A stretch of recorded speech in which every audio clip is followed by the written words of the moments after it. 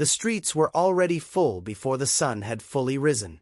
Not with merchants, not with travelers, but with people waiting. Waiting for something they had seen before, and yet never seemed to forget.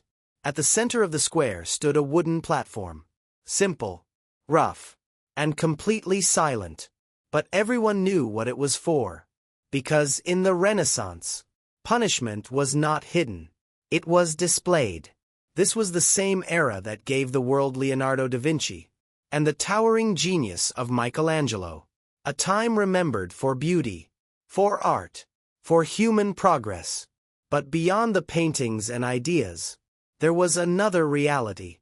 One that unfolded in public squares, in front of entire cities. In many parts of Europe, justice was not only about law, it was about control.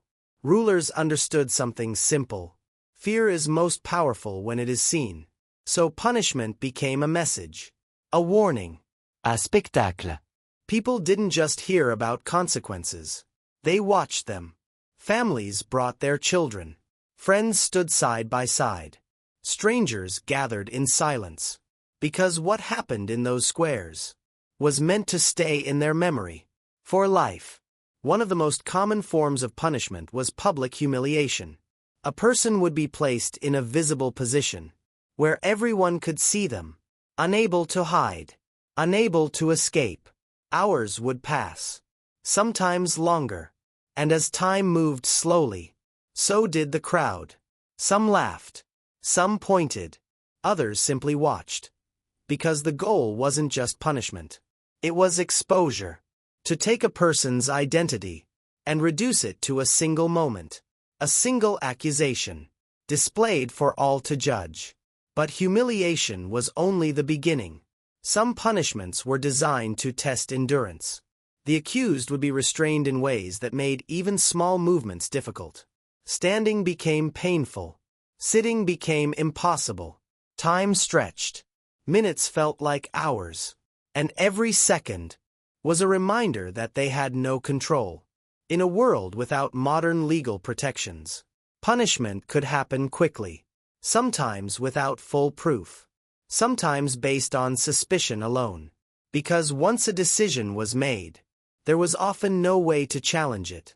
There were also punishments meant to isolate, to remove a person from society completely, not always by force, but by reputation.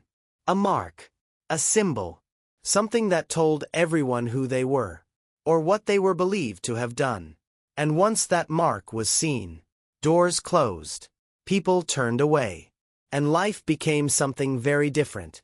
Because in the Renaissance, being judged by the community could be just as powerful as any official sentence. Some punishments were carried out slowly, not in a single moment, but over time, designed not just to end, but to prolong, to make sure the lesson was clear, to make sure it would never be forgotten. Crowds often returned again and again, not out of necessity, but because it had become something familiar, a break from routine, a reminder of order, and for some, a source of curiosity. Authorities understood this.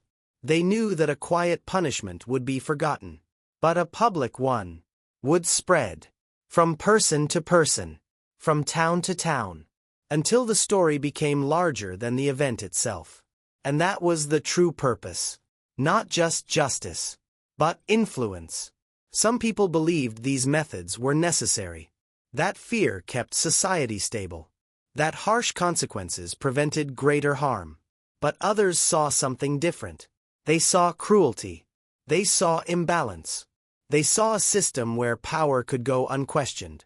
Because in many cases, those being punished had little chance to defend themselves. Their voices were small, and the system around them was much louder. The Renaissance is often described as a time of awakening, a period when knowledge expanded, when ideas challenged the past. But these punishments reveal something else. A world still struggling with power, still defining what justice meant, still deciding who had the right to judge. And for those who stood in those squares, none of that mattered. Because for them, the moment was real, the experience was immediate, and the outcome was final. As time passed, some of these practices began to change. Laws became more structured, courts more organized, and the idea of evidence started to take a stronger role. But change was slow, and not always consistent, because systems built on fear do not disappear easily. Even as art flourished, even as science advanced, these punishments continued, a reminder that progress is never simple, never complete. Today, when we look back at the Renaissance, we see beauty, we see genius, we see the beginning of the modern world. But beneath that image, there are stories less often told. Stories of people who stood in those squares, who felt the weight of judgment, who became part of a system they could not escape. And perhaps that is what makes this history so important.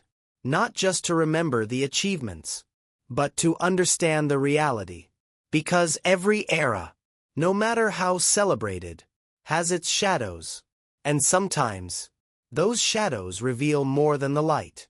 If you want to uncover more hidden stories like this, like the video and subscribe, because history still has secrets, and some of them were never meant to be told. Fire.